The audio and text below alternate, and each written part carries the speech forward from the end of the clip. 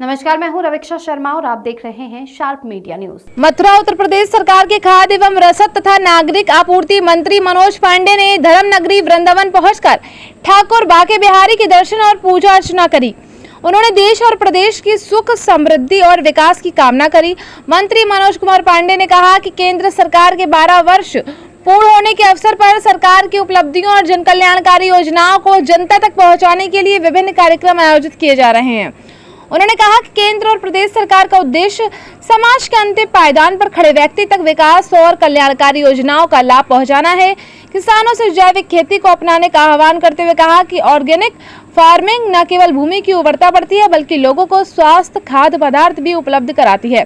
सरकार किसानों को जैविक खेती के लिए प्रोत्साहित करने की दिशा में लगातार कार्य कर रही है। मंत्री ने बताया कि सरकार की योजनाओं और उपलब्धियों को जन जन तक पहुँचाने के लिए विभिन्न स्थानों पर चौपाल कार्यक्रम आयोजित किए जा रहे हैं, जिनके माध्यम से लोगों को सरकारी योजनाओं की जानकारी दी जा रही है और उनकी समस्याओं का समाधान भी किया जा रहा है।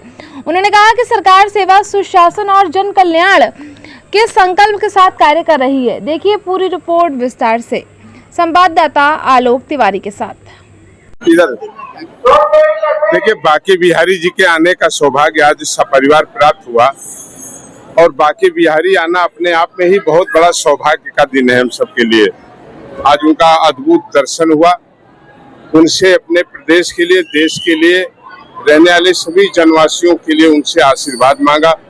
उनसे कामना किया कि भारत के यशस्वी प्रधानमंत्री आदरणीय नरेंद्र मोदी जी, जिनके 12 वर्ष सफलतम इस देश के गरीब, कमजोर, नौजवान और देश में रहने वाले 135 करोड़ लोगों के सुख, सुविधा, संपन्नता और अधिकार के लिए बीते हैं। ईश्वर और बाके बिहारी उन्हें इतना ताकत प्रदान करें कि इसी तरीके से वो देश की सेवा करते रहें और उत्तर प्रदेश में योगी जी उत्तर प्रदेश की सेवा करते रहें, ये कामना किया और अपने क्षेत्र के लिए लोगों से भगवान बाके बिहारी से कामना किया। उसके लिए SIT गठित हो गई है, जांच हो रही है। कोई आरोप लगेगा, आरोप अलग बात है, और जांच के बाद उसके परिणाम का इंतजार हम सबको करना चाहिए।